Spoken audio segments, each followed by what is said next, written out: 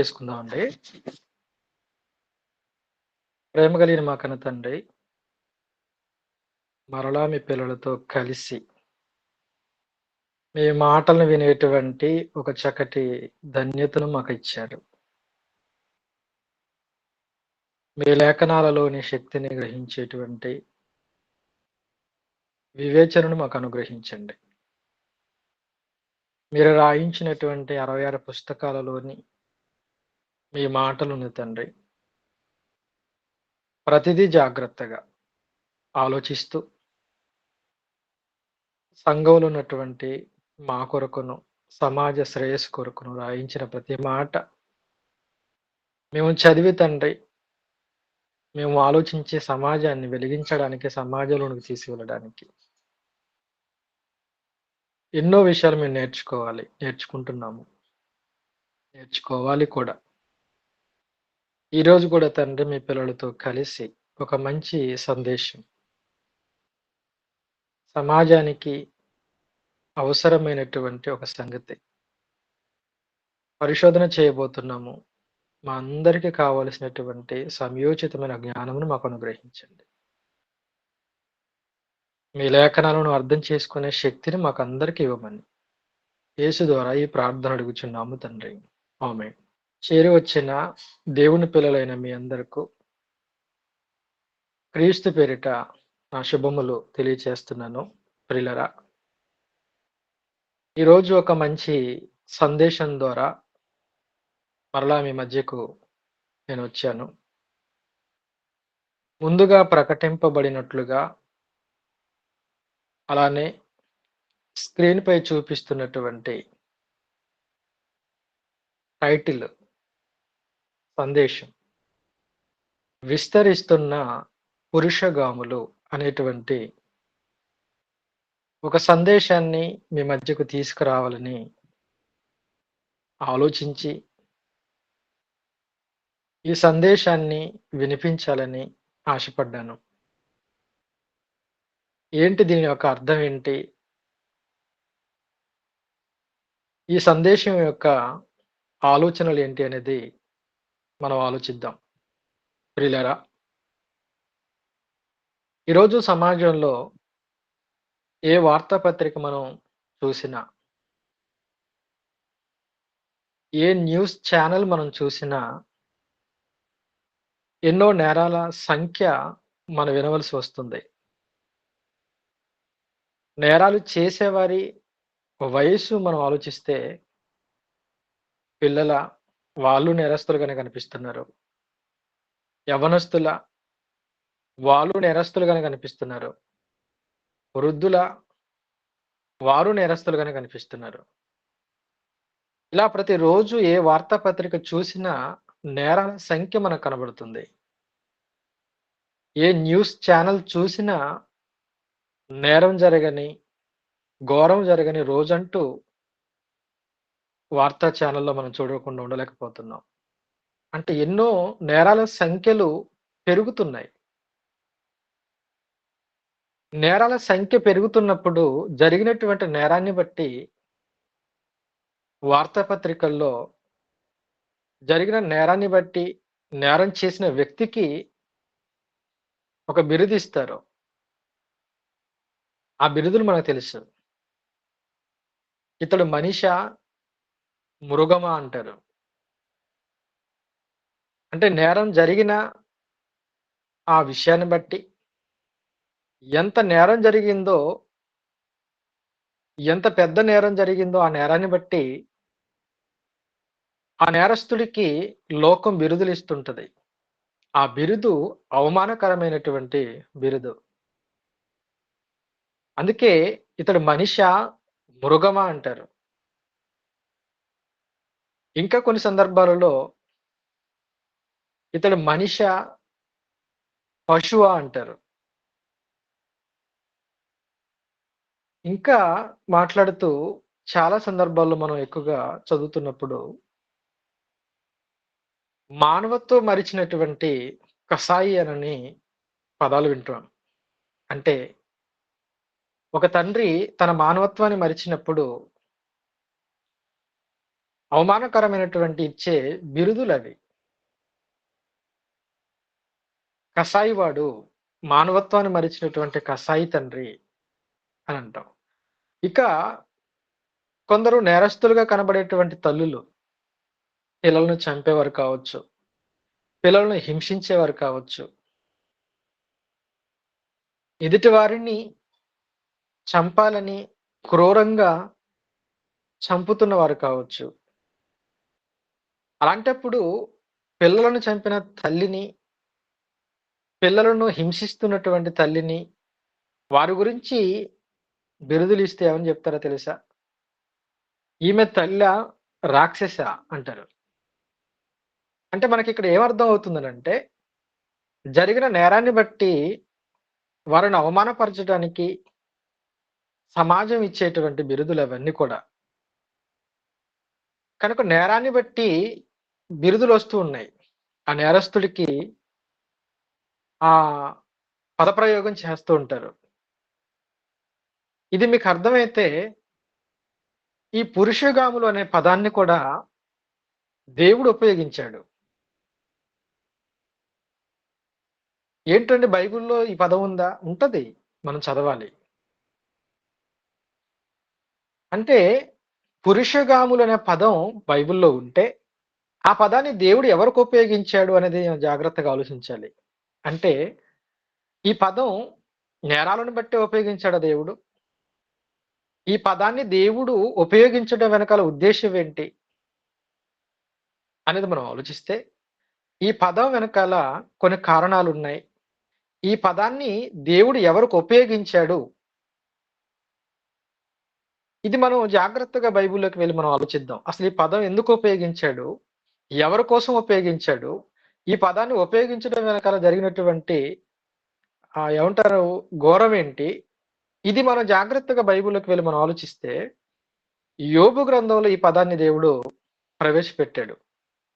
యోబు గ్రంథం 36వ అధ్యాయం 14వ వచనాన్ని చూద్దాం. జాగ్రత్తగా అందరూ రాసుకోండి. ఎందుకంటే భవిష్యత్తులో, భవిష్యత్తనే కాదు, ప్రస్తుతం ఉన్నటువంటి పరిస్థితుల మధ్య సమాజానికి మనం చెప్పవలసిన మాటలు, సమాజాన్ని మనం వెలిగించవలసినటువంటి మాటలు. సమాజం ఎక్కడ తప్పు చేస్తుందో, తప్పు చేసి ఎక్కడ దేవుని కోపానికి బలైపోతుందో, ఎక్కడ మనిషి దేవునికి కోపాన్ని రేపుతున్నాడో, ఈ సందర్భాలు సమాజానికి మనం చెప్పాలి. ఎందుకంటే తప్పును సరిచేయగలిగిన సామర్థ్యం కలిగిన వాడు క్రైస్తవుడు మాత్రమే. తప్పును తప్పుగా చెప్పగలిగేవాడు క్రైస్తవుడు మాత్రమే. ఎందుకంటే క్రైస్తవుడికున్న పేరది. క్రైస్తవుడు అంటే పరిశుద్ధుడు. పాపానికి దూరంగా ఉండేవాడు. పాపాన్ని మాన్పించేవాడు. పాపాన్ని హెచ్చరించేవాడు. ఇలా క్రైస్తవుడికి ఉన్నటువంటి సామర్థ్యం. కనుక క్రైస్తవుడే సమాజానికి చెప్పాలి. ప్రస్తుత పరిస్థితుల మధ్య ప్రతి క్రైస్తవుడు తన గళాన్ని విప్పి సమాజ శ్రేయస్సు కొరకు చెప్పక తప్పదు. బోధకులే చెప్పాలని మిగతావారు ఉంటే నేరాల సంఖ్య పెరిగిపోతుంది. కనుక సమయం దొరికిన కొలది ప్రతి ఒక్కరు కూడా మీ స్వరాన్ని ఇప్పి దేవుని బాధను అర్థం చేసుకొని సమాజాన్ని వెలిగించడానికి మీ ప్రయత్నం మీరు చేయక తప్పదు. ప్రతి మనిషి చేయాలి. ప్రతి క్రైస్తవుడు చేయాలి. కనుక ఈ పదాన్ని జాగ్రత్తగా మనం ఆలోచించగలిగితే దేవుడు ఎందుకన్నాడు ఈ పదాలనంటే, యోబు గ్రంథం 36వ అధ్యాయం 14వ వచనంలో, కావున వారు యవనమందే మృతునొందుదురు అన్నాడు చూడండి. కావున వారు యవనమందే మృతునొందుదురు, వారి బ్రతుకు పురుషగాముల బ్రతుకు వంటిదగును అన్నాడు చూడండి. అంటే మనకిక్కడ టైటిల్ పెట్టినటువంటి పదం వచ్చేసింది. మన టైటిల్ కూడా ఏంటంటే విస్తరిస్తున్నటువంటి పురుషగాములు. అసలు పురుషగాములంటే ఏంటి? ఈ పదాన్ని ఎవరికి ఉపయోగించాడు అన్నదంటే, విస్తరిస్తున్న ఈ పురుషగాములు అనే పదాన్ని ఎందుకు పెట్టాము? దేవుడు ఎవరికి ఇచ్చాడనంటే పైనే చెప్పాడు 14 వచనంలో ప్రారంభంలో. కావున వారు యవ్వనమందే మృతునొందుదురు. అంటే ఇది కరెక్ట్‌గా ఎవరికి పెట్టాడు దేవుడు? ఎవరిని ఉద్దేశించి ఈ పదాన్ని దేవుడు రాయించాడు అని మనం ఆలోచిస్తే, యవ్వనస్తులకు పెట్టాడు. ఎందుకంటే యవనస్తులకు ఎందుకు ఈ పేరు పెట్టాడు? ఇది మంచిదా? చెడ్డదా? కూడా మీకు చెప్తాను నేను. అసలు ఈ పదం వాళ్ళకు ఉపయోగించడం వెనకాల ఉన్న ఆ దేవుని యొక్క ఉద్దేశ్యం ఏంటో కూడా మనకు తెలియాలి. కనుక ఇక్కడ ఏమన్నాడంటే, కావున వారు యవ్వనమందే మృతి నొందుదురు. వారి బ్రతుకు పురుషగాముల బ్రతుకు వంటిదగునన్న పదాన్ని ఉపయోగించాడు. ఇక్కడ ఒక విషయం చెప్తాను. పురుషగాములు అనే పదానికి లేదా పురుషగాముల అనే పదానికి అర్థం ఏంటంటే, సొదొమలో ఉన్నటువంటి మనుషుల స్వభావాన్ని కలిగిన వారని అర్థం. జాగ్రత్తగా రాసుకోండి. పురుషగాములు అనంటే అర్థం సొదొమలో ఉన్న మనుషుల స్వభావము లాంటి స్వభావం కలిగిన వారు అని అర్థం. ఇప్పుడు మీకు చాలా వరకు అర్థమై ఉంటది. అసలు సొదొమ మనుషులు ఎలా ఉన్నారు? వాళ్ళున్నటువంటి వాతావరణం ఎలా ఉంది? ఆ సొదొమ, గొమొర్రా పట్టణాలలో ప్రజలు ఎలా ఉన్నారు? ఎలాంటి పరిస్థితుల మధ్య ఉన్నారు? ఒక్కసారి అది చూసి మళ్ళా ఇక్కడికి మనం వచ్చేద్దాం. మళ్ళా తీసుకొస్తాను ఇక్కడికి. ఒక్కసారి మనం చూడగలిగితే ఆదికాండంలో 19వ అధ్యాయం అనుకుంటా. ఒకసారి చూద్దాం. ఆ సందర్భంలోకి మనం వెళితే అసలు సొదొమ, గొమొర్రాలో ఉన్నటువంటి వారి పరిస్థితి ఎలా ఉందో మనం చూడగలిగితే ఆదికాండం 19వ అధ్యాయం 4వ వచనంలో ఈ 2 పట్టణాల వినాశనాన్ని గురించి చెప్పడానికి లోతు దగ్గరకు దేవదూతలొచ్చాయి. దేవదూతలు వచ్చిన తర్వాత వచ్చిన దేవదూతలా? ఎవరు అనే కనీస జ్ఞానం లేని పరిస్థితులలో వాళ్ళుండి ఎందుకంటే వాళ్ళొక మైకంలో ఉన్నారు. ఏంటి ఆ మైకం? 4వ వచనంలో వారు పండుకొనక ముందు ఆ పట్టణస్థులు అనగా సొదొమ మనుషులు, సొదొమలో ఉన్నటువంటి మనుషులు ఎలాంటి పరిస్థితుల్లో ఉన్నారు? అసలు ఎవరు ఎలా ఉన్నారు అనే దాని గురించి మాట్లాడుతూ, సొదొమ మనుషులు బాలురును, వృద్ధులను, ప్రజలందరూను నలుదిక్కుల నుండి కూడి వచ్చి అంటే ఆ పట్టణంలో ఉన్న వాళ్ళందరూ కూడా ఎవరెవరు వచ్చేసారట? బాలురొచ్చేసారు, వృద్ధులొచ్చేసారు, ప్రజలందరూ వచ్చేసారన్న పదాన్ని ఉపయోగించాడు చూడండి. అంటే అందులో పిల్లలు, వృద్ధులు, యవనస్తులు అందరూ ఉన్నారు. వీళ్ళందరూ వచ్చేసి ఆ ఇంటిని ఏం చేశారట? చుట్టివేసిరి. ఎవరి ఇంటిని? లోతు గారి ఇంటిని చుట్టివేశారు. చుట్టివేసిన తర్వాత పోనీ ఇంటికొచ్చినటువంటి బంధువులు అనుకుని వచ్చి చూడడానికి వచ్చారా? కాదు. దేనికొచ్చారట 5వ వచనంలో? లోతును పిలిచి, "ఈ రాత్రి నీ యొద్దకు వచ్చిన మనుషులెక్కడ? మేము వారిని కూడునట్లు మా యొద్దకు వారిని వెలుపలకు తీసుకొని రమ్మని అతనితో చెప్పగా" దేనికట?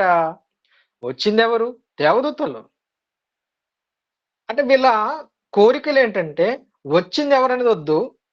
మేము అనుభవించేటటువంటి వ్యక్తి స్త్రీయా, పురుషుడనేది భేదం లేదు. కానీ వాళ్ళ కోరిక తీరడానికి వచ్చిన వాళ్ళని అనుభవించాలనేది మాత్రం వాళ్ళలో మనకు కనబడుతుంది. అలా అనుభవించాలి అనుకునేటువంటి ఆ స్టేజ్‌లో ఎవరున్నారంటే పిల్లలున్నారని చెప్పాడు చూడండి. బాలురు అనే పదాన్ని ఉపయోగించారక్కడ. బాలురు, వృద్ధులు, పట్టణస్థులు. అంటే అందరూ కూడా ఒక మాటగా చెప్పాలంటే దయచేసి నేను చెప్పేటువంటి పదప్రయోగం మీరు అర్థం చేసుకోండి. మీకెప్పుడు నేను చెప్తాను. నా పదప్రయోగాన్ని మీరు జాగ్రత్తగా అర్థం చేసుకునే ప్రయత్నం చేయండి. ఎందుకంటే ఇందులో నాకు తెలిసి బహుశా పిల్లల్ని కూడా కూర్చోబెట్టి మీరు వినిపిస్తూ ఉంటారు వాక్యాన్ని. కుటుంబాలుగా వాక్యం కదా అని చెప్పేసి వినిపిస్తుంటారు. వినిపించాలి గొప్ప సంగతి. కానీ కొన్ని కొన్ని సందర్భాల్లో కొన్ని పదప్రయోగాలు మేము చేస్తూ ఉంటాం. కనుక వాటి వల్ల మీరు ఏమి ఇబ్బంది పడకండి. మనం ఉపయోగించే పదాలేమి తప్పుడు పదాలేమి కాదు. కానీ అర్థం చేసుకోండి. ఒక రకంగా చెప్పాలనంటే ఇక్కడ చెప్పేటువంటి పదం దేనికట వాళ్ళొచ్చేసింది మేము వారిని కూడునట్లు అంటే పాడు చేయడానికొచ్చేసారు. మేము వారిని పాడు చేసేస్తాం. మా యొద్దకు పంపించేసేయండి అన్నారు. ఇప్పుడు మీరు ఆలోచించి ఇప్పుడు యోబు గ్రంథంలోకి మరలా మనం వస్తే 36వ అధ్యాయం 14 వచనంలో కావున వారు యవ్వనమందే మృతి నొందుదురు. వారి బ్రతుకు పురుషగాముల బ్రతుకు వంటిదగును అన్నాడు చూడండి. అంటే యవనస్తులందరూ ఎలాంటి స్వభావంతో ఉన్నారు? సొదొమలో ఒకనాటి పరిస్థితులు ఎలా ఉన్నాయో అంటే ఆడ, మగ తేడా లేకుండా ఎవ్వరినైనా అనుభవించాలనేటువంటి ఆలోచన. ఇంతటి భయంకరమైనటువంటి సెక్సిజంలోనికి దిగిపోయారు. నిజంగా అండి సమాజంలో మనం చూస్తున్నప్పుడు అప్పుడప్పుడు కొన్ని కొన్ని పదాలు వింటాం గదండీ. నక్సలిజం పెరిగిపోయిందని అంటాడు. వార్తాపత్రికలో రాస్తుంటారు గదా! నక్సలిజం పెరిగిపోయింది. ఫ్యాక్షనిజం పెరిగిపోతుంది, టెర్రరిజం పెరిగిపోతుంది అని ఈ పదాలు మనం ఎక్కువగా చూస్తాం. విషయం ఏంటంటే వీటన్నిటికంటే ఒక భయంకరమైనటువంటి ఇజం పెరిగిపోయింది. అదే సెక్సిజం. ఏవండీ, ఒకవేళ నక్సలిజంలో చచ్చిపోతే సంవత్సరానికి ఒక 10 మందో, ఒక 20 మందో, ఒక 30 మంది అనుకుందాం. ఓకేనా? అర్థమవుతుంది కదా! ఒకవేళ నక్సలిజంలో చనిపోయారనుకుందామండి. ఒకవేళ ఫ్యాక్షనిజంలో చచ్చిపోయారనుకుందాం. టెర్రరిజంలో చచ్చిపోయారనుకుందాం. ఇలా చచ్చిపోయే వాళ్ళ సంఖ్య మనం లెక్క వేసుకుంటే సంవత్సరం మొత్తం గూడా వందల్లో ఉండొచ్చు. కానీ విషయం ఏంటంటే సెక్సిజంలో చచ్చిపోయే వారి సంఖ్యను అంచనా కూడా వేయలేం. అంత భయంకరమైనటువంటి పరిస్థితి. అంటే ఈరోజు ఈ మాట నిజంగానే దేవుడి మాట ఒక కాలానికి సంబంధించి, ఒక కాలానికే వర్తిస్తదనుకోవడానికి ఎప్పుడు లేదండి. ఒక కాలానికే వర్తించదెప్పుడు. అన్ని కాలాలకు ప్రయోజనకరమైన మాటే ఆయన చెప్తాడు. అన్ని కాలాలకు ఉపయోగపడుతది. భూత, వర్తమాన, భవిష్యత్ కాలాలకు అవసరమైన ప్రతి మాట ఉంది బైబిల్‌లో. అది సమాజానికి అవసరమైన మాటలు. కనుక ఇది జాగ్రత్తగా మనం ఆలోచిస్తే, ఈరోజు సెక్సిజం పెరిగిపోతుంది. ఎంత పెరిగిందో మీకు చెప్తాను. మీకు ఆహ్, వాస్తవానికి న్యూస్ కూడా మీకు చూపిస్తాను. ఆల్రెడీ ముందుగానే అన్న వాళ్ళకి నేను పంపించేసాను. అది నేను చెప్తానన్నా అప్పుడు మీకు స్క్రీన్ పైన చూపించండి తప్పనిసరిగా. ఎందుకంటే మన మాటలు ఎప్పుడు కూడా ఒట్టివి కాకూడదు. సాక్ష్యాధారాలతో ఉండాలి. కనుక సాక్ష్యాధారాలతో చెప్తాను ప్రతి మాట కూడా నేను. సాక్ష్యం లేకుండా మాట్లాడను. బైబిల్‌లో లేని పదాలను నేనెప్పుడు మీకు చెప్పను. కనుక మీకవసరం సమాజాన్ని బాగు చేయడానికి గనక. ఎందుకంటే భవిష్యత్తులో మీలో అనేక మంది వాక్యాన్ని చెప్పడానికి సమాజంలోకి వెళ్తుంటారు. ఇప్పటికి వెళ్ళేవాళ్ళుంటారు. కనుక సమాజం ఎలాంటి పరిస్థితుల్లో ఉందో అని చెప్పాలి కదా! ఏవండీ, చాలా మంది అడ్డగించేవాళ్ళున్నారు ఈరోజు. ఆ క్రిస్టియన్‌లు మా ఊర్లోకి రావడానికి లేదు, ఆహ్వానం లేదు. గో బ్యాక్ క్రిస్టియన్‌లకని చెప్పేసి పెడుతుంటారు బోర్డులు. ఏవండీ, ఒక విషయం ఏంటంటే మనం పోకపోవడం వలన మనకు జరిగేటువంటి నష్టమేం లేదు. మనం పోకపోవడం వలన వాళ్ళకి నష్టం. కనుక వాళ్ళు అర్థం చేసుకోవాలి. సమాజాన్ని బాగు చేయడానికొస్తున్నాము. సమాజాన్ని బాగు చేసేవాడు వస్తున్నానప్పుడు ఆహ్వానం పలకాలి. అంతేకాని వాళ్ళు ఆటంకపరచటం వలన నష్టపోతారు. ప్రమాదంలో పడిపోతారు. కనుక ఇప్పుడు చెప్తున్నాను. సమాజాన్ని బాగు చేయాలి గనక. ఏవండీ, నేను ఎక్కువగా సమాజంలో ఇవే మాట్లాడుతుంటాను. బయటికి వెళ్ళానంటే ఎక్కువగా సమాజానికి ఏది అవసరం అదే మాట్లాడుతుంటాను. సమాజాన్ని ఎక్కడ ఆలోచింపజేయాలో అక్కడ ఆలోచింపచేస్తాను. కానీ ఈ విషయం మీరు జాగ్రత్తగా ఆలోచిస్తే, అంటే యవ్వనస్తులు ఎలాంటి పరిస్థితుల్లో ఉన్నారంటే, టోటల్‌గా సెక్సిజం. నేను చెప్పేవి ఏదో అబద్ధపు మాటలు కాదు. సెక్సిజంలో ఉండిపోయారు. ఎందుకనంటే, ఈరోజు ఎక్కువగా ఈ పోలీసు వాళ్ళు విడుదల చేసేటువంటి కొన్ని వార్తలు వింటున్నప్పుడు భయమేస్తూ ఉంటది. ఈరోజు మన నిజంగా వెబ్‌సైట్స్ చాలా ఉన్నాయి.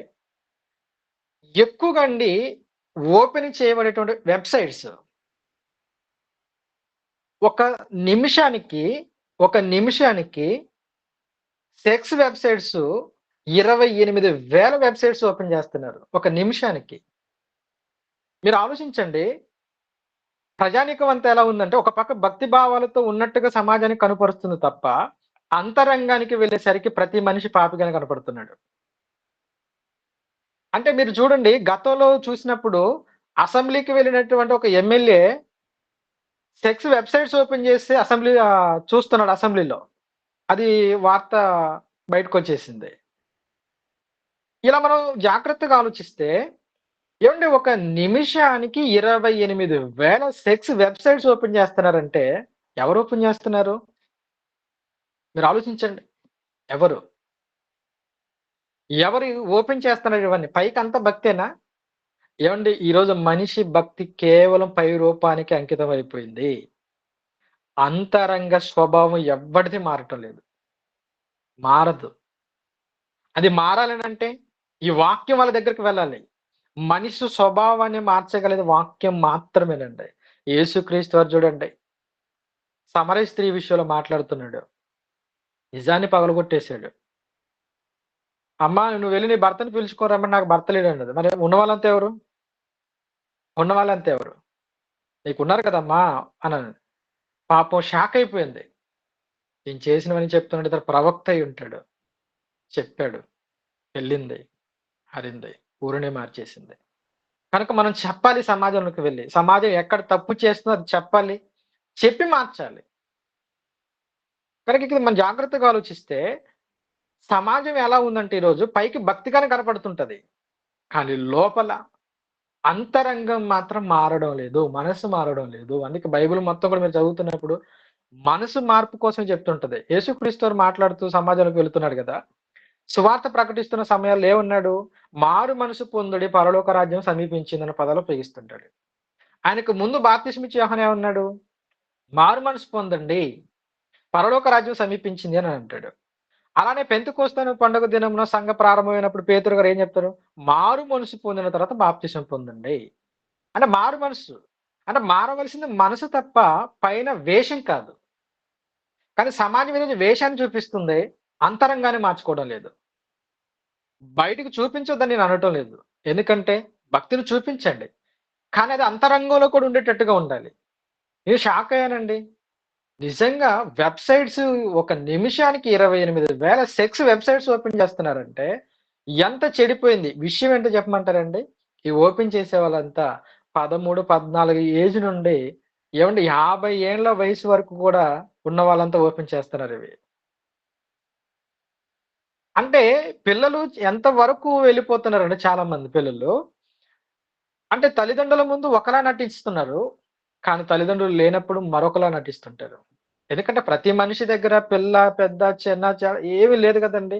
పిల్లలని లేదు, ఆడ, మగ తేడా లేదు. అందరికి సెల్ ఫోన్స్ వచ్చేసాయి. అందరి దగ్గరున్నాయి అందుబాటులో. కనుక విపరీతమైనటువంటి చెడు అలవాట్లకు అలవాటు పడుతున్నారు. సెల్ అనే ప్రపంచం దగ్గర కూర్చొని తప్పు చేయడానికి ఆలోచిస్తున్నారు. చేస్తున్నారు. నిజంగా అందుకనే అన్నాడు ఇక్కడ మాట ఎంత అన్నాడంటే ఆయన ఎంత ఆలోచించాడో తెలుసా దేవుడు. నిజంగా పురుషగాముల బ్రతుకులు వంటి బ్రతుకులయిపోయి ఎవరివి? యవనస్తులవి.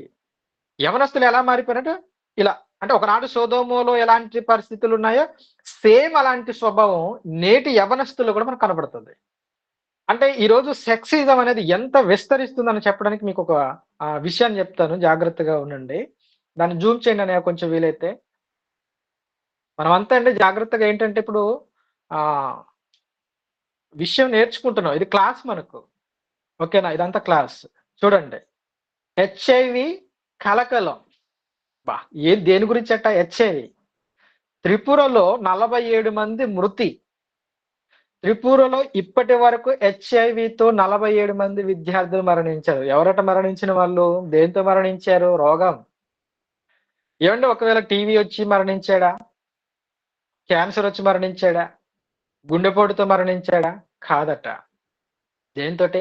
హెచ్ఐవితో 47 మంది విద్యార్థులు మరణించారు. 828 మంది విద్యార్థులకు హెచ్ఐవి పాజిటివ్‌గా గుర్తించినట్లు చెప్తున్నది టీసీఐఎస్‌సిఎస్ అధికారులు తెలిపారు.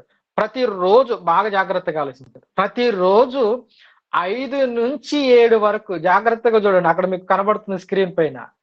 ప్రతిరోజు 5-7 కొత్త కేసులు నమోదవుతున్నాయని వెల్లడించారు రాష్ట్రంలో. మొత్తంగా హెచ్ఐవితో బాధపడుతున్న వారి సంఖ్య వేలలో ఏసాడు చూడండి అక్కడ. అంటే ఒక రోజుకి ఒక రాష్ట్రంలో 5-7 కేసులొస్తున్నాయంటే దేశం పరిస్థితి ఏంటి? ఒకవేళ దేశం పరిస్థితి ఆలోచిస్తే ప్రపంచం పరిస్థితి ఏంటి? ఆలోచించండి. ఎందుకు ఈ పదాన్ని దేవుడు ఉపయోగించాడో మీకు అర్థం కావాలి. అంటే ప్రతి యవ్వనస్తుడు సెక్సిజానికి బానిస అవుతున్నాడు ఈరోజు. ఎవ్రీథింగ్ సెక్స్ అంతే. మాటల్లో కనబడుతుంది. చూపుల్లో కనబడుతుంది. బ్రతుకుల్లో కనబడుతుంది. ఏంటంటే ఒక రోజుకు ఒక రాష్ట్రంలో 5-7 కేసులొస్తున్నాయంటే హెచ్ఐవి కేసులు. ఎంత విపరీతంగా పట్టణాలు చెడిపోయాయో మీరు ఆలోచించండి. ఎంత విపరీతంగా. ఏవండీ ఒకప్పుడు ముంబై గురించి మాట్లాడుతూ రెగ్యులేట్ ఏరియా అని చెప్పేసి మాట్లాడుతుంటారు దాని గురించి. కానీ ఈరోజు ప్రతి పట్టణం కూడా అలానే మారిపోయింది. ప్రతి పట్టణం అలా అయిపోయింది. ప్రతి దేశం అలా అయిపోయింది. ప్రతి యవ్వనస్తుడు అలా మారిపోయాడు. మీరు చూసారు కదండీ! విద్యార్థులు వాళ్ళంతా. ఒక రోజుకి 5-7 కేసులంటే ఎంత విపరీతమైనటువంటి సెక్సిజంలోనికి యవ్వనం వెళ్ళిపోయిందో చూడండి. అందుకే దేవుడన్నాడు. అందుకే దేవుడు చెప్పండి. ఇలా ఇంత విపరీతమైనటువంటి సెక్సిజం విస్తరిస్తుంది గనుక భవిష్యత్తు కొరకు ఈ మాట ఆయన ఉపయోగించాడు. మీరంతా కూడా ఎలాంటి స్వభావం కలిగిన వారంటే పురుషగాముల వంటి స్వభావం మీదంతా అన్నాడు. యవ్వనస్తులంతా అదే చెప్పాడండి. మీరు ఆలోచించండి. ఈరోజు యవ్వనం బాగుందా? ఈరోజు యవనస్తులు బాగున్నారా? వారి ఆలోచనలు బాగున్నాయా? వారి చూపులు బాగున్నాయా? వారి పదాలు బాగున్నాయా? లేవు. ఎంత దారుణంగా అండి. అలా మారడానికి కూడా ఈరోజు నిజంగా నేను ఒక మాట చెప్తాను. ఈరోజు ఈ అంటే ఒక మాటగా ఈ ఛానెల్స్ అన్ని కూడా కారణం. ఈ సినిమాలు కారణం. నిజంగా అండి. ఏవి పంపిస్తున్నారు అసలు సమాజంలోనికి. ఏవండీ ఈరోజు ఒక న్యూస్ ఛానెల్ గళమెప్పుతుంది. టీవీ5. టీవీ5 వాళ్ళు కొంచెం గళమెప్పుతున్నారు. సమాజానికి నేర్పిస్తుంది ఈ సినీ మీడియా? అంటే వస్త్రధారణ విషయంలో లేవనెత్తుతున్నారు. మంచి వస్త్రధారణ లేదు ఛానెల్స్‌లో అని జెప్పేసి. ఏవండీ వెంకయ్య నాయుడు కూడా ఈ మధ్య కాలంలో మాట్లాడుతూ ఆయన కూడా ఒక సభలో చెప్పాడండి. ఈరోజు సినిమాలలో వస్తున్నటువంటి భాషా ప్రయోగం బాగోలేదు. మొత్తం డబుల్ మీనింగ్ మాటలని జెప్పేసని చెప్పాడు ఆయన కూడా. అంటే ఈరోజు వ్యవస్థ యవ్వనం చెడిపోవడానికి ప్రధానమైన కారణం ఈ సినీ ఇండస్ట్రీయేనండి. పిల్లలు చెడిపోతున్నారు ప్రధానంగా. యవ్వనం చెడిపోతుంది. మీరు జూడండి, ఒక కొత్త సినిమా వచ్చిందనుకోండి, అందులో హీరో ఏ బట్టలేసుకుంటే వాడు ఇదే బట్టలేసుకుంటాడు. అది చినిగాయ, ఎలాంటి బట్టలైనా అవసరం చింపుకొని యేసుకునే రకాలు.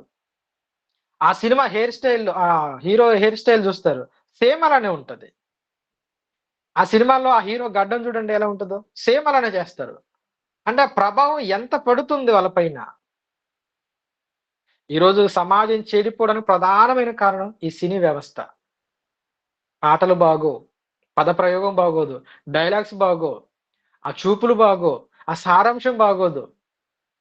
మళ్ళందరూ ఏమని చెప్పుకుంటారంటే, మేము కళామ తల్లికి సేవ చేస్తామని చెప్పుకుంటారు వీళ్ళంతా. ఏమిది సేవ? బట్టలిప్పి అర్ధనగ్నంగా చూపించేది సేవ అంటారండి ఎవరైనా దాన్ని? దానంతటిని ప్రోత్సహిస్తది కదండీ ఈ సెన్సార్ బోర్డు. సెన్సార్ బోర్డు కూడా అంతే తయారవుతుంది కదా ఈరోజు. ఏది చూపించాలో, ఏది చూపించకూడదో కూడా అర్థం చేసుకునే స్వభావం లేకుండా పోయింది. అంటే ఒక రోజుకి ఎంత పాపం పండుతుందో మీరు ఆలోచించండి. అందుకేనండి భూకంపాలొచ్చేది. అందుకేనండి సునామీలొస్తున్నాయి. పాపం పెరిగిపోయింది కదా! పాపం పెరిగిపోయిన తర్వాత మనిషిని ఎందుకు ఉంచాలి దేవుడు భూమి మీద? అందుకే విపరీతంగా అండి రోజుకు 100 సార్లు భూమి కదులుతుందంటే ఎందుకు కదులుతుంది? పాపం. భూమి కదులుతుంది. కారణం మనిషి పాపం. సముద్రాలు పొంగుతున్నాయి. ఎందుకు తుఫానులొచ్చేస్తున్నాయి? దీని అంతటి వెనకాల కారణం ఏంటి? దేవుని ఉగ్రత.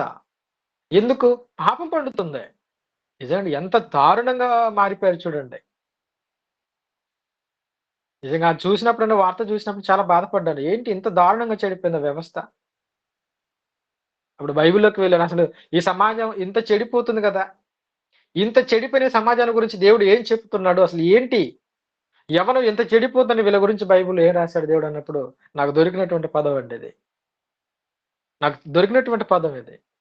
ఏ న్యూస్ వచ్చినా వెంటనే నేను బైబిల్ దగ్గరికి వెళ్తానండి. దేవుడు ఏం చెప్పాడు? సమాజం ఇంత చెడిపోతుంది. సమాజాన్ని బాగు చేయడానికి ఏం చెప్పాలి?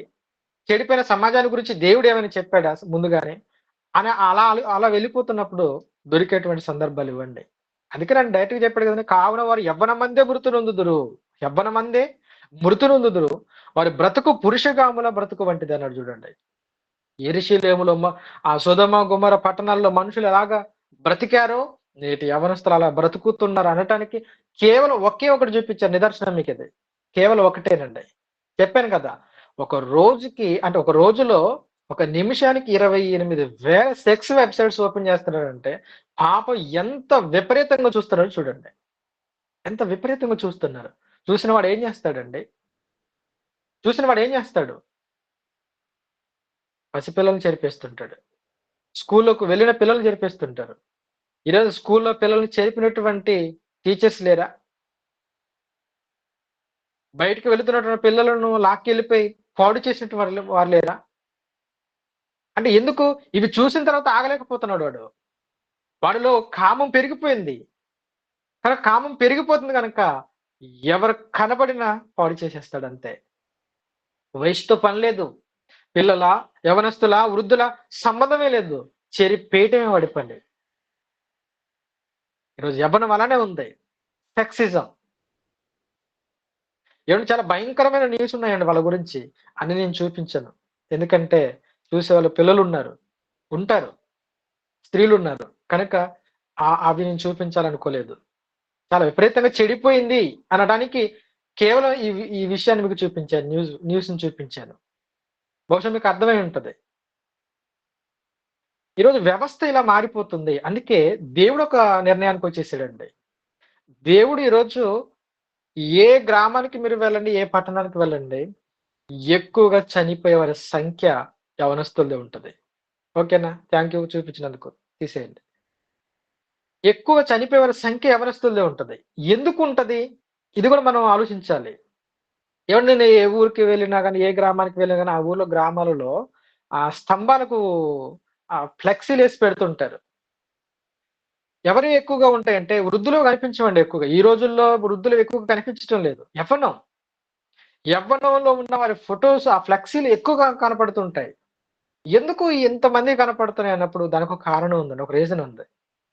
ఎందుకంటే దేవుడు కోపంతో రగిలిపోతున్నాడు. యవ్వనం పాడైపోతుంది. యవ్వన కాలమందు ఆయన కాడి మోయాలనేది దేవుని ఆలోచన. యవ్వన కాలమందు దేవుని పనిలో ఉండాలన్నది ఆయన ఆలోచన. కానీ దానికి భిన్నంగా బ్రతుకుతున్న మనిషి దేవుడు కోపాన్ని రేపి దేవుని చేతిలో క్రూరంగా చచ్చిపోతున్నాడు. అందుకే ఒక మాట ఇది ఇలా ఉంచి మనం ఒకసారి కీర్తనల గ్రంథంలోకి వెళ్దాం. కీర్తనల గ్రంథం 7వ అధ్యాయం. దేవుడు ఏ నిర్ణయానికొచ్చాడో చూడండి. దేవుడు ఏ నిర్ణయానికొచ్చాడో చూస్తే కీర్తనల గ్రంథం 7వ అధ్యాయం 12, 13 వచనాలు చదువుతాను జాగ్రత్తగా చూడండి. కీర్తనల గ్రంథం 7వ అధ్యాయం 12, 13 వచనాలు చదువుతున్నాను చూడండి. ఒకడు మల్లని ఎడల ఆయన తన ఖడ్గమును పదును పెట్టును అన్నాడు చూడండి. ఒకడు మల్లని ఎడల ఆయన తన ఖడ్గమును పదును పెట్టును, తన విల్లు ఎక్కిపెట్టి దాన్ని సిద్ధపరిచి ఉన్నాడు. ఏం చేశాడట? సిద్ధపరిచే ఉంచాడట. వాని కొరకు మరణ సాధనములను సిద్ధపరిచి ఉన్నాడు. ఏం చేశాడట?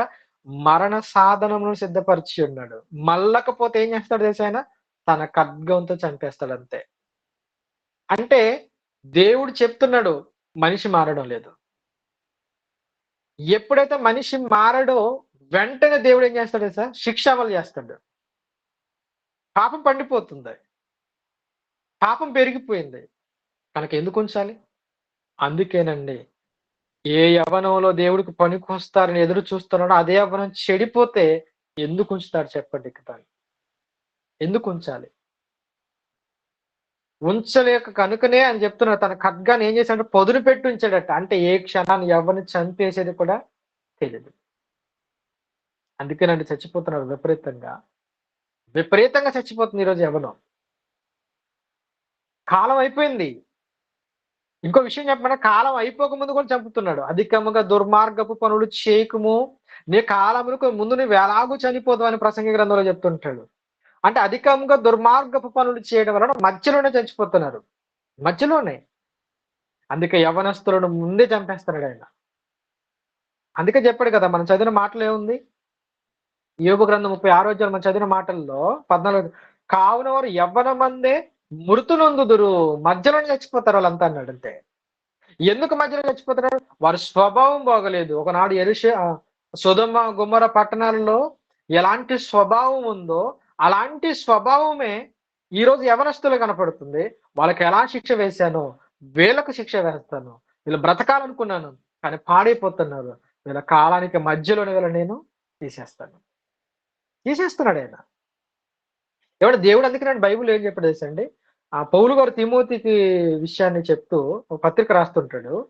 పత్రిక రాస్తే ఏమని చెప్తాడో తెలుసా? తిమోతికి రాసినటువంటి 2వ పత్రికలో నిజంగా క్రైస్తవ కుటుంబాలలో పిల్లలు చాలా బాగుంటారు.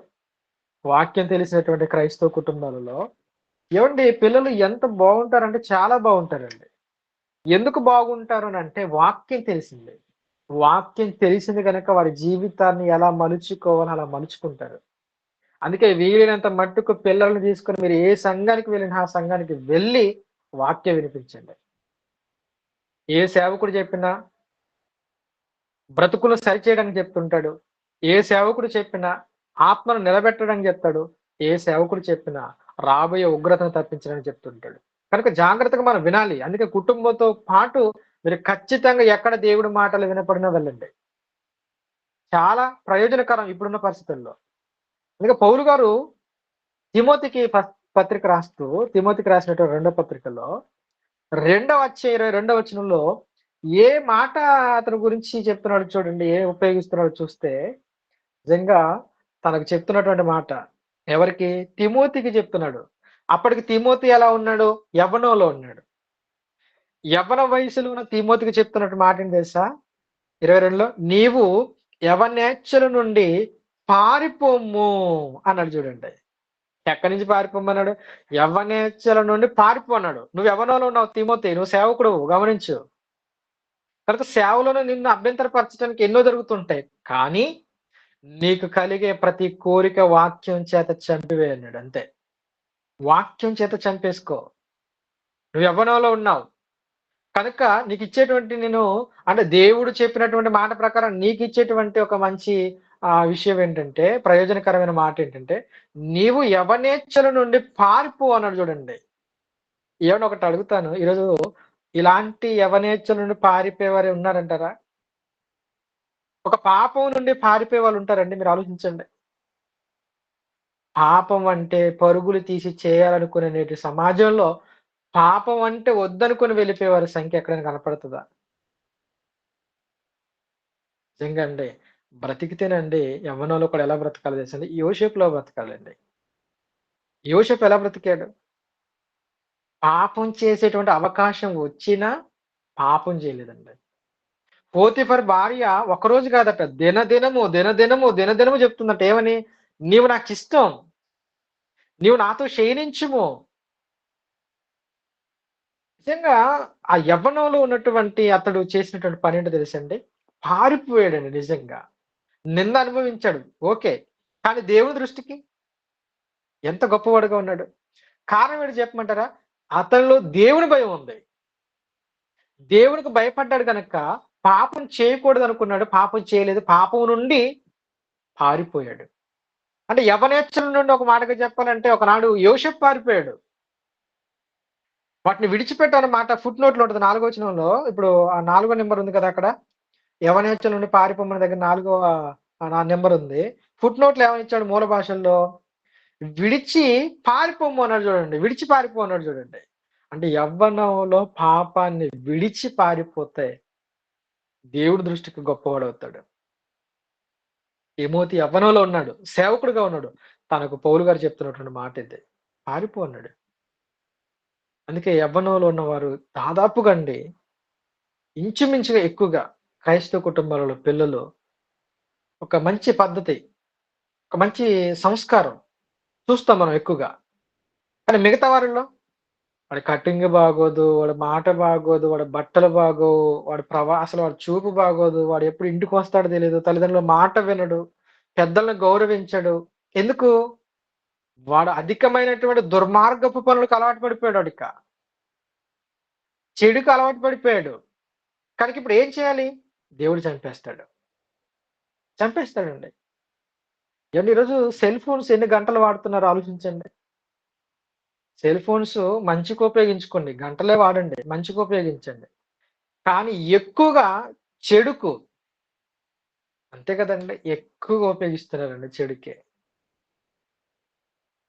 సెల్ ఫోను ఎంత వరకు మనిషికి ప్రయోజనం అవుతుందనంటే, ఏవండీ నాకు తెలిసి ఇప్పుడున్న పరిస్థితుల్లో సెల్ ఫోను మనకు ఎంత వరకు ప్రయోజనం అనంటే, ఒక 10% ఉంటదండి అంతే. ఇంకా 90% ఏదైతే ఉందో అది చెడుకు ఉపయోగిస్తున్నాడు. ఒక 10% మాత్రమే. ఫోన్‌లు చేసుకోవడం గావచ్చు, ఏదైనా అవసరమైనటువంటి విషయాల్లో మెసేజ్‌లు పంపించుకోవడానికో, లేదా అమౌంట్ ఇతరులకు పంపించుకోవడానికో కొన్ని కొన్ని సందర్భాల్లో అంతే. ఒక 10% మాత్రం ఉపయోగపడొచ్చు. కానీ 90% మాత్రం చెడుకు ఉపయోగిస్తున్నాడు. కానీ ఫోన్‌ను గూడా వాక్యం కోసం, వాక్యం వినిపించటం కోసం, దేవుని మాటలను సమాజానికి పంపించడం కోసం వాడండి. ఎంతమంది వాడతారు? చాలా తక్కువండి. చాలా తక్కువ. కారణం ప్రతి మనిషి చెడుకు అలవాటు పడిపోయాడు. ఏవండీ చెడనేది ఎక్కడుంది? చేతిలోనే ఉంది. జేబులో ఉంది. ఇంట్లో ఉంది. పక్కనుంది. చెడు. ఎందుకు? అసలు ఫోన్ అంటేనే కదండీ పాపపు ప్రపంచం అది. ఇదొక పాపపు ప్రపంచం ఫోన్ అనేది. దాన్ని ఉపయోగించుకునే విధానం తెలిస్తే ఓకే. ఉపయోగించుకునే విధానం తెలియకపోతే పాపంలోకి కొట్టుకొని పోతాం. కనుక ఎక్కువగా సెల్ ఫోన్స్ వాడుతున్నారు. అందులో ఎక్కువగా ఈ సెక్స్ వెబ్‌సైట్స్ ఓపెన్ చేస్తున్నారు. చూస్తున్నారు. కామాంధులైపోతున్నారు. పాపం చేస్తున్నారు. కనుక ఈరోజు యవ్వనపు పరిస్థితి అలా ఉంది. విపరీతంగా విస్తరిస్తున్నారు వీళ్ళు. విపరీతంగా ఉండిపోయారు వీళ్ళు. ఏవండీ పల్లెటూర్లలో చూస్తుంటే మాది కూడా పల్లెటూరేనండి. ఇప్పుడు నేను ఉన్నది కూడా పల్లెటూరే మాది. పల్లెటూర్లలో చూస్తాం. నిజంగా అండి ఇక 4 రోజులైతే వేసవికాలం వస్తది గదా! యువత డాబాలెక్కేసండి, ఆ ఇండ్లెక్కేసి పైన అన్ని సెల్ ఫోన్స్ పట్టుకొని అర్ధరాత్రి 1:00, 2 వరకు నేను బయట ప్రేయర్స్‌కెళ్ళొస్తే ఒక్కొక్కసారి 1:00 అవుతుంటది. ఆ సమయంలో గూడా యువత పడుకోరండి. ఆ డాబాల మీద కూర్చొని ఏదేదో చూస్తుంటారు, ఏదేదో చేస్తుంటారు. మనం ఏం జేస్తాం? ఆ సమయం వరకు ఏం జూస్తాడు? ఈరోజు తల్లిదండ్రులు గూడా ఎలా మారిపోయారంటే గద్దించేటువంటి లేదండి. వాడే వస్తాడు, వాడే తింటాడు, వాడే పడుకుంటాడు. ఇలా మారిపోయింది. అనేది సమాజం చాలా తప్పు చేస్తుంది. నిజంగా ఒక మాటకి చెప్పాలంటే మనమంతా కూడా అంచె దినాలలో ఉన్నాం. ఆయన రాకడ ఎప్పుడొస్తుందో మనకు తెలీదు. కానీ ఆయన రాకడకు ముందు జరగవలసిన సూచనలన్నీ జరుగుతున్నాయి. యుద్ధాలు జరిగిపోతున్నాయి. భూకంపాలు జరుగుతున్నాయి. కరువులొస్తున్నాయి. భయంకరమైన పరిస్థితులు మనం చూస్తున్నాం. రాజ్యాల మీదకి రాజ్యాలు లేస్తున్నాయి. ఇవన్నీ జరుగుతాయి. ఆయన రాకడకు ముందు మనం ఉన్నాం అంతా కూడా.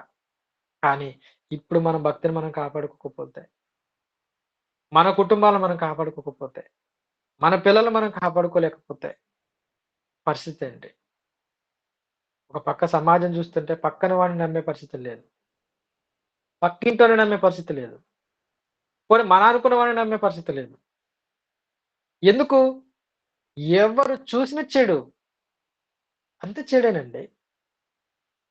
మరి ముఖ్యంగా యవ్వనం విపరీతమైనటువంటి చెడు స్వభావాలకు అలవాటు పడిపోయింది. చెడు స్వభావాలు. చాలా దారుణంగా ఉంది యవ్వనం. కనుక యవ్వనాన్ని గురించి ఆలోచించి ఆయన చెప్పినటువంటి పదాలు. నిజంగా అండి. ఎప్పుడైనా ఎలా చూడాలో తెలుసా అండి? ఎలా చూడాలో అంటే ఎవరినైనా ఎలా చూడాలో ఒక విషయాన్ని జెప్తాను. యోబు గారు ఒక నిబంధన పెట్టుకున్నాడండి. అంటే ఆయన మాట్లాడుతుంటాడు. యోబు గ్రంథం ఒకసారి మనం చూద్దాం.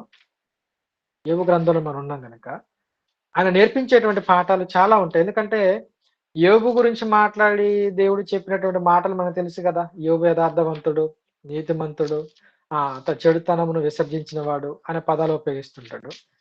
తను ఎంత గొప్పవాడనంటే చెడుని ఎంత విసర్జించుకునేవాడుగా తనున్నాడంటే, నిజంగా ఒక మంచి మాట చెప్తాడండి యోబు గ్రంథంలో. చూద్దాం 31వ అధ్యాయం. యోబు గ్రంథం 31వ అధ్యాయం మనం చూస్తే ఏమని చెప్తున్నాడు చూడండి. నిజంగా ఎలా చూస్తాడట తన నిబంధనలు చూడండి ఎలా ఉన్నాయో. యోబు గ్రంథం 31వ అధ్యాయం ప్రారంభ వచనం, రెండవ వచనం చూస్తే, నేను నా కన్నులతో నిబంధన చేసుకొంటిని. ఏం చేసుకున్నాడట? నిబంధన. వేటితో? కన్నులతో. ఎందుకంటే ఒక మాట యేసుక్రీస్తు వారు పలికారు కదా! నీ కన్ను చెడితే నీ దేహం అంతా ఏమైపోద్దన్నాడు? చీకటే అన్నాడు. అంటే చీకటంటే పాపం. నీ కన్ను చెడిపోవడం, నీ చూపు చెడిపోవడం వల్ల నీ దేహం అంతా చెడిపోతుందన్నాడు. నిజమేనండి. మోహపు చూపును మాట్లాడుతుంటాడు గదా! మోహపు చూపు చూడడం గూడా వ్యభిచారమే అవుతది.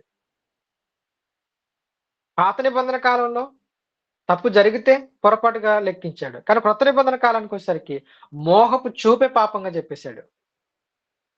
ఎవరినైతే మోహపు చూపు చూస్తావో అప్పుడే నువ్వు వ్యభిచారం అన్నాడాయన. ఇప్పుడు పాత నిబంధన కాలంలో మనం ఆలోచిస్తే ఆయన అంటున్నాడు, నేను నా కన్నులతో నిబంధన చేసుకుంటిని. నిబంధన దేనికి? కన్నులకు నిబంధన ఉండాలి. నోటికి నిబంధన ఉండాలి. చెవికి నిబంధన ఉండాలి. వేసేటువంటి అడుగులకు నిబంధన ఉండాలి. ఆలోచించే ఆలోచనలకు నిబంధన ఉండాలి. అవన్నీ కూడా దేవునికి అనుకూలంగా అయి ఉండాలి. అందుకని అంటున్నాడు, నేను నా కన్నులతో నిబంధన చేసుకుంటిని. కన్యకను నేను ఎలాగ చూతును? ఒక కన్యకు నేను ఎలాగ చూడాలి? ఇష్టం వచ్చినట్టుగా చూసేస్తావా? ఏవండీ ఈరోజు ఎవరిని చూడండి, రోడ్డు మీద వెళ్తున్నటువంటి ఆడపిల్లల విషయంలో బైక్స్‌తో వెనకాల వెళ్ళిపోతుంటాడు. వెళ్ళిపోతూ వాళ్ళ దగ్గరికి వెళ్ళిపోయి కేకలు వేస్తుంటాడు పిచ్చి పిచ్చిగా. లేదా వాళ్ళు వెళుతున్నప్పుడు బయట మిగతా గుంపులుగా కూర్చొని వాళ్ళ గురించి చెడుగా మాట్లాడుకోవడం. అంటే ఇంత దారుణంగా మారిపోయిందా వ్యవస్థ అంటే చాలా దారుణంగా మారిపోయింది వ్యవస్థ. వ్యవస్థ పరిస్థితి బాగోలేదు. కనుక మన చుట్టూ ఉన్నటువంటి కొద్ది మందినైనా మనం కాపాడుకోవాలన్న ప్రయత్నం చేతనే దేవుడు మనకి ఈ మాటలు చెప్పిస్తున్నాడు. అందుకని నేను కన్యకని ఎలాగ చూడాలి? అంటే కంటికి నిబంధన ఉంటే బాగా చూస్తాడు. కంటికి నిబంధన లేకపోతే ఇష్టం వచ్చినట్టు చూస్తాడు. ఒకవేళ నేను తప్పుగా చూస్తే ఆయన చెప్తున్నాడు. ఒకవేళ నేను తప్పుగా అలాగు చేసిన యెడల పరమందున దేవుని ఆజ్ఞ ఏమగును? ఏమైపోద్ది? 4 వచనంలో ఆయన నా ప్రవర్తనను ఎరుగును గదా! ఆయన నా ప్రవర్తనను ఎరుగును గదా! నా అడుగుజాడలన్నిటిని లెక్కించును గదా! తన గురించి తను చెప్పుకున్నాడండి. పోనీ ఒకవేళ యవ్వనాన్ని గురించి మనం ఆలోచిస్తే అసలు కంటికి నిబంధన ఉందా? కంటికి నిబంధన లేదు. చెవికి నిబంధన లేదు. మాటలకు నిబంధన లేదు. చేసే పనులకు నిబంధన లేదు. అసలు ప్రవర్తనే బాగోలేదు.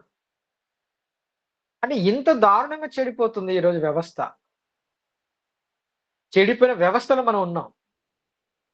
చెడిపోయిన వ్యవస్థలో మన పిల్లలున్నారు. చెడిపోయిన వ్యవస్థలో మనం వాక్యాన్ని చెప్తున్నాం. కనుక ఈ చెడిపోయిన వ్యవస్థలో మనలను, మన పిల్లలను మనం కాపాడుకోకపోతే నిత్యాగ్ని దండనకు జారిపోతాం. కనుక వీలైనంత మట్టుకు ఎక్కువగా వాక్యంలో బ్రతకండి. వాక్యం వినండి. వాక్యాల గురించి మాట్లాడుకోండి. అప్పుడు మనం బాగుంటాం. అందుకనే ఆయనన్నాడు, కన్యకని నేను ఎలా నిబంధన ఏది? ఎక్కడ నిబంధన ఉంది?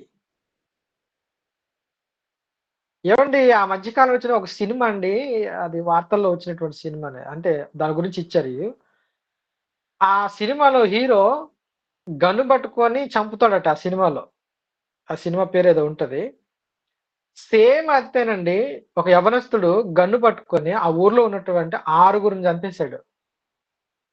ఎందుకురా చంపావనంటే, సినిమాలో అతడు చంపితే తప్పు లేదు గానీ, నేను చంపితే తప్పా? సినిమాలో చంపినవాడు హీరో, నేను చంపితే నేరస్తున్నా? ప్రశ్నించాడు. సినిమాలో చంపిన వాడేమో హీరో అవుతున్నాడు. నేను చంపితే నేరస్తున్నా? నేను కూడా హీరోనే అంటున్నాడాడు. అంటే ఎంతటి ప్రభావం పడుతుందో చూడండి. ప్రతీది కూడా, ప్రతి చెడు ప్రభావం యువతపై పడుతుంది. నిజమండి. చెడిపోయింది. యువతంతా చెడిపోయింది. యువతంతా చెడిపోయింది గనక, ఎలాంటి పదప్రయోగం చేశాడో చూడండి. అందుకే ఆయనన్నాడు, "మధ్యలోనే పోతార్రా మీరంతా" అన్నాడు. అదే కదా ఆయన చెప్పిన పదాన్ని. అదే కదా 36వ అధ్యాయంలో మనం చదువుకున్న మాట. యోబు గ్రంథం 36వ అధ్యాయంలో ఏమన్నాడాయన ఆ మాట చూడగలిగితే 14వ వచనంలో, "కావున వారు యవ్వనమందే మృతులొందుదురు. వారి బ్రతుకు పురుషగాముల బ్రతుకు వంటిదగును." ఆ రోజు ఆ సొదొమలో ఎలాంటి స్వభావం వారిలో ఉందో, నేటి యవ్వనస్తుల్లో అదే ఉంది. అలాంటిదే ఉంది అనడానికి కారణం ఏంటంటే, మీకు చూపించినటువంటి న్యూసే ప్రత్యక్ష సాక్ష్యం. ఇది అబద్ధం గాదు కదా! ఆ న్యూస్‌లో వచ్చిన విషయం అది.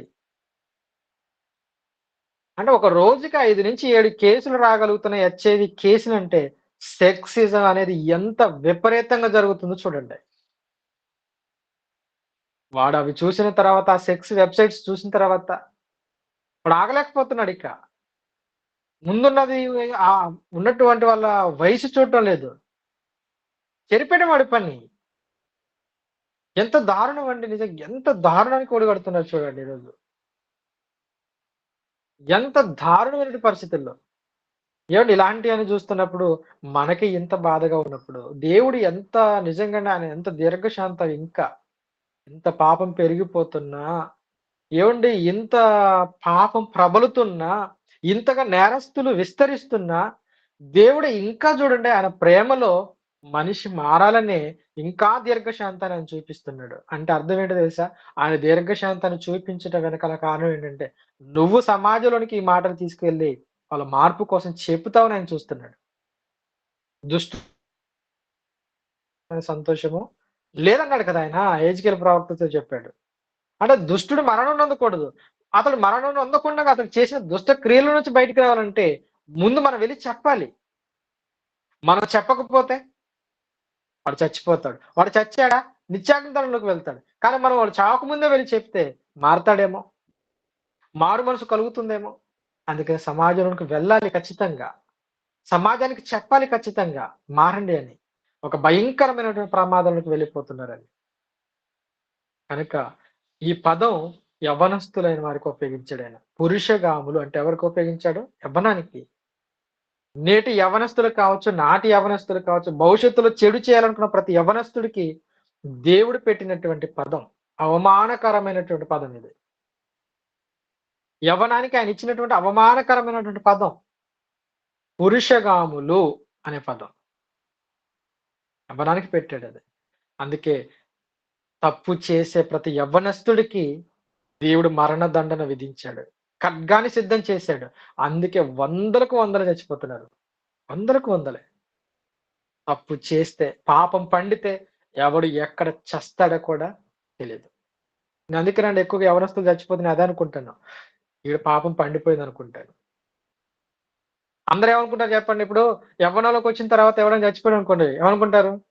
ఏవండీ తీసుకుపోయినోడు దేవుడు ముసలోడిని తీసుకుపోయినా పోయేది. యవ్వనస్తుని తీసుకెళ్ళిపోయాడేంటని అంటారు. చేతికొచ్చిన కొడుకు పోయాడు. చేతికొచ్చిన కొడుకు కాదు వాడు. దుర్మార్గుడు వాడు. అధికమైన దుర్మార్గపు పనులు చేస్తున్నవాడు వాడు. నీ కంటికి తెలీదు. నీ కంటికి కనిపించడు వాడు. కానీ వాడు బయటికెళ్ళిన తర్వాత ఏం చేస్తున్నాడు? బయటికెళ్ళిన తర్వాత ఏం చూస్తున్నాడు? ఏ నేరాలు చేస్తున్నాడు వాడు తెలుసా? తెలీదండి. ఏవండీ ఈరోజు విపరీతంగా వాడబడుతున్నటువంటి గంజాయి, డ్రగ్స్ విపరీతంగా వాడుతున్నారు కదండీ! ఎవరు వాడుతున్నారు చెప్పండి? యువత. ఈరోజు ఈ దేశంలో భయంకరమైన చట్టాలు కూడా తీసుకొస్తున్నారండి. ఇప్పటి వరకట మద్యం తాగేటువంటి వయసు. ఈరోజు చట్టాలు చూడండి. మనల్ని పాలించేటువంటి దేశ నాయకులకు దండం పెట్టాలి. ఎలాంటి చట్టాలు చేస్తారంటే ఇప్పటి వరకట మద్యం తాగడానికి ఒక వయసు పెట్టారు. అంటే ఈ వయసు నుంచి మద్యం తాగేవాడు నేరస్తుడు కాదు. 23, 24 ఏళ్ల పైన తాగేవాడంటే నేరస్తుడు కాదట. పోనీ వదిలేద్దాం. ఇప్పుడు దానికి కాస్త ప్రభుత్వాలు తగ్గిస్తున్నాయి. ఎంతకి 18 సంవత్సరాల నుంచే మద్యం తాగొచ్చు అనే చట్టాన్ని తీసుకొస్తారట పార్లమెంట్‌కి. భవిష్యత్తులో అదే ఇక మనం వినాలి ఆ వార్త. అంటే మనం ఓటు వేసి గెలిపించేది దేనికనంటే, మా పిల్లల్ని పాడు చేసే ప్రతి చట్టాన్ని తీసుకురండి. ఒక ఎమ్మెల్యేని గెలిపించుకొని మనం అదే చెప్తున్నాం. ఒక ఎంపీని గెలిపించుకుంటే అదే చెప్తున్నాం. సమాజాన్ని బాగు చేయడానికి ఓటు వేసి గెలిపిస్తే, అసెంబ్లీకి వెళ్ళినటువంటి ఒక ఎమ్మెల్యే ఏం చేస్తున్నాడు? ఒక ఎంపీగా పార్లమెంట్‌కి పంపిస్తే, ప్రజలను బాగు చేయడానికి ఏం ఆలోచిస్తున్నాడు? ఈ చట్టాలా? 23 ఏళ్ల నుంచి దాటిన తర్వాత తాగేవాడు ఇప్పుడు 18 సంవత్సరాల నుంచి తాగమని చెప్తున్నాడు. అంటే అర్థం ఏంటి? మేము ఓటేస్తాం, మేము గెలిపిస్తాం, నువ్వు చట్టం చేయి, మా పిల్లని చెడిపేయి. ఏంటండి ఈ నేరాలు? అంటే ఎంత దారుణంగా చట్టాలు కూడా వస్తున్నాయి మీరు ఆలోచించండి. ఒక మాటగా చెప్తానండి. ఎవ్వడికి బుర్ర పని చేయటం లేదు. ఎవ్వరికీ పని చేయట్లేదు. ప్రజా నాయకులైతే ప్రజా నాయకులు కావచ్చు. ప్రశ్నించే హక్కు రాజ్యాంగం ప్రకారం మనకుంటది. మనకు రాజ్యాంగం తెలిసిన వాళ్ళం మనం. మనకంటూ వాక్ స్వాతంత్రం ఉంది మనకు. మనం చెప్పాలి. తప్పు చేసే వాళ్ళకి చెప్పాలి గదా! తప్పు చేసేవాళ్ళు ఎవరైతే ఏంటండి మనకు ఉన్నటువంటి హక్కును మనం ఉపయోగించుకుంటున్నాం. అంటే ఇలాంటి చట్టాలు చేస్తే యవ్వనంలో నిజంగా వాడు మధ్యలోనే చచ్చిపోతాడు వాడు. మద్యం తాగి ఎక్కువ అలవాటయిపోతాడని చచ్చిపోతాడు. నిజమేనండి. దారుణం. ఎంత దారుణమైన పరిస్థితులండి. వ్యవస్థ అస్సలు బాగోలేదు. ఈ చట్టాలు చేసేవరకు అసలు బుర్రే పని చేయటం లేదు. వాళ్ళ ఇష్టం వచ్చింది చేస్తారంతే. వాళ్ళకి అనుకూలమైనది చేస్తారంతే. ఎవరు ఎలా అయిపోయినా పర్వాలేదు. నిజంగా అండి. అమెరికాలో గూడా 1993 అనుకుంటా. 73 1873లో లూసీ అని ఒక చట్టం చేసింది అమెరికా గూడా. ఎంత భయంకరమైన చట్టం చేసిందో తెలుసా అండి? అసలే సమాజం చెడిపోయి వాక్యాన్ని ప్రజల మధ్యకి తీసుకువెళ్ళాల్సినటువంటి విషయంలో ముందుండవలసినటువంటి అమెరికా దేశం కూడా లూసీ అనే చట్టం 1973 సంవత్సరం లూసీ అనే చట్టం చేసింది. పాఠ్య పుస్తకాలలో నుండి బైబిల్‌ని తీసివేయండి. ఇది చట్టం. మనమంతా ఏం చెప్తాం? గాడ్ బ్లెస్ అమెరికా అని చెప్తాం. ఎవరు నిజంగా అందరూ చెప్పేటువంటి మాట ఇదే కదా! God blessed America. దేవుడు దీవించినటువంటి దేశం అమెరికా. దేవుడు దీవించిన అమెరికా ఏం చేసింది? పాఠ్య పుస్తకాలలో బైబిల్ లేకుండా తీసివేస్తుంది. ఏం నేర్పించింది అమెరికా? అగ్రరాజ్యం అయితే ఎవడికి గొప్పండి? తప్పు చేసినప్పుడు తప్పే. అంటే ఈరోజు యవ్వనం చెడిపోవడానికి ప్రధానమైన కారణాలు చట్టాలు కూడా వస్తున్నాయి. ఎందుకు ఇంత దారుణంగా చెడిపోతుంది? దేవుని ఉగ్రతకు బలైపోతుంది. కనుక భవిష్యత్తులో యవ్వనానికి పెట్టిన పేరు, అవమానించడానికి పెట్టిన పేరు పురుషగాములు. అంటే అవమానిస్తాయే, మీరంతా సొదొమలో ఒకనాడు ప్రజలు ఎలా అలాంటి స్వభావమే ఉంది నేటి యువతలో అని చెప్పేసాడు. అందుకే ఖడ్గాన్ని పదును పెట్టాడు, చంపేస్తున్నాడు. మరణ సాధనాలు సిద్ధం చేశాడు, చంపేస్తున్నాడు. కనుక నేటికి విస్తరిస్తున్నారు వీళ్ళంతా. కనుక కొద్ది మందినైనా మన చుట్టూ ఉన్న వాళ్ళని బాగు చేసుకునేటువంటి ప్రయత్నం మనం చేయడానికే ఇది మనకిచ్చాడు దేవుడు. పాడైపోకండి. యవనేచ్ఛల నుండి పారిపోండి. పాపం చేయకండి, పాపానికి దూరంగా బ్రతకండి అని దేవుడు మనకు ముందుగా హెచ్చరించాడు. మనం, మన పిల్లలు చాలా అదృష్టవంతులం. వాక్యం దగ్గరకొచ్చాం. ఎంత అదృష్టవంతులు అంటే, పాపానికి దూరంగా బ్రతకాలని చెప్తుంటాం, అబద్ధాలకు దూరంగా బ్రతకాలని చెప్తుంటాం, నేరాలకు దూరంగా బ్రతకాలని చెప్తుంటాం, మేలు చేయడం చెప్తాం, ప్రేమించడం చెప్తాం, ఆకలితో ఉన్నోడికి అన్నం పెట్టడం చెప్తాం, ప్రేమ, క్షమ గుణాలను మనం నేర్పించగలుగుతున్నాం ఈరోజు. కానీ నేటి వ్యవస్థకు అవి ఉన్నాయా? లేవు. ఏమంటే పిల్లలండి, చిన్న పిల్లలు సిగరెట్స్ తాగుతుంటారండి. చిన్న పిల్లలు. వాడికి 7, 8 సంవత్సరాలు సిగరెట్ తాగుతుంటాడు వాడు. నడి రోడ్డు మీద. పిల్లలు ఈ ఈ మధ్యన వచ్చినటువంటి ఒక విషయం ఏంటంటే అండి, పిల్లలు నడుచుకుంటూ స్కూల్‌కి వెళ్ళేటప్పుడు స్కూల్ బ్యాగ్ తగిలించుకొని నడుచుకుంటూ సిగరెట్ తాగుకుంటూ వెళ్తున్నారు. అది దాన్ని చూస్తే మనం ఏమనుకోవాలి? పిల్లలు సిగరెట్లు తాగుకుంటూ స్కూల్‌కి వెళ్తున్నారు. బ్యాగ్ ఉంది వెనకాల. ఎంత దారుణం అండి. కనుక చెడిపోయిన ఈ సమాజంలో చిట్ట చివరగా మనం బ్రతుకుతున్నాం. కనుక మీ భక్తి జీవితాలను కాపాడుకోండి. మీ పిల్లల్ని కాపాడండి. దేవుడు చాలా కోపంతో ఉన్నాడు. నేరం చేసిన ప్రతి వాడిని చంపడానికి ఖడ్గాన్ని పదునుబెట్టాడు. విస్తరిస్తున్న పురుషగాములు ఎవరో కాదు, నేటి యవనస్తులే. నేటి యవనస్తులను ఉద్దేశించి దేవుడు చెప్పిన మాట ఇది. కనుక ఆలోచించండి. ప్రార్థన చేసుకుందాం. ప్రేమ కలిగిన మా కన్న తండ్రి, నీకు వందనాలు. సమాజం ఎంత చెడిపోయింది అనడానికి కూడా తండ్రి ఎన్నో మాటలు మాకు చెప్పిస్తున్నారు. చెడిపోయిన సమాజాన్ని బాగు చేయడానికి ప్రతి క్రైస్తవుడు గలం విప్పవలసిన పరిస్థితుల్లో మీరు మాకిచ్చిన ఈ స్వరపేటికతో తండ్రి సమాజాన్ని వెలిగించే మాటలు మేము చెప్పాలి. వారిని కాపాడతారని, వారిని పాపం నుండి మళ్లిస్తారనే ఉద్దేశంతోటే మా అందరికి తండ్రి ఇంకా ఆయుష్‌ని, ఆరోగ్యాన్ని ఇస్తున్నారు. దుష్టుడైన వాడిని మా కళ్ళ ముందు పెట్టి వాడిని మార్చడానికి వాక్యాన్ని మాకిస్తున్నారు. కనుక విన్న వాక్యాలు నిష్ప్రయోజనం కాకూడదు. విన్న ప్రతి మాట మా హృదయాలలో ఫలించాలి. సమాజంలో జరుగుతున్న ప్రతి తప్పు నుండి, ప్రతి కీడు నుండి, ప్రతి పాపము నుండి సమాజాన్ని వెలిగించాలి. యేసు నేర్పించింది అదే. మేము నేర్పించాల్సింది అదే. కనుక నేటి యవ్వనం చెడిపోయింది అనడానికి ప్రత్యక్ష సాక్ష్యాలు మేము చూస్తున్నాం తండ్రి. కొద్ది మందినైనా మా మాట విని లోబడే వారిని కాపాడుకోవడానికి తగిన అవకాశాలు మా అందరికి అనుగ్రహించమని వేడుకుంటూ, ఈ కార్యక్రమంలో పాల్గొని నీ మాటలను విన్న ప్రతి కుటుంబాన్ని జ్ఞాపకం చేసుకోమని, వారికి మంచి ఆరోగ్యమును, ఆయుష్‌ను ప్రసాదించమని, వారు వెళుతున్న సంఘాలను మీరు జ్ఞాపకం చేసుకోండి. వారి సంఘాలలో ఉన్నటువంటి సేవకులు మీరు జ్ఞాపకం చేసుకోండి. వారిని నడిపిస్తున్నటువంటి కాపరులు మీరు జ్ఞాపకం చేసుకోండి. పిల్లలందరినీ కాపాడమని వేడుకుంటూ యేసు ద్వారా ఈ ప్రార్థన అడుగుచున్నాము తండ్రి. ఆమేన్. మన తండ్రి అయిన దేవుని ప్రేమ, కుమారుడు యొక్క క్రీస్తు కృప, పరిశుద్ధాత్మ దేవుని అన్యోన్య సహవాసంలో ఎల్లప్పుడూ మేము అందరూ ఉన్నట్లు సహాయం చేయమని యేసు ద్వారా ఈ ప్రార్థన అడుగుచున్నాము తండ్రి. ఆమేన్.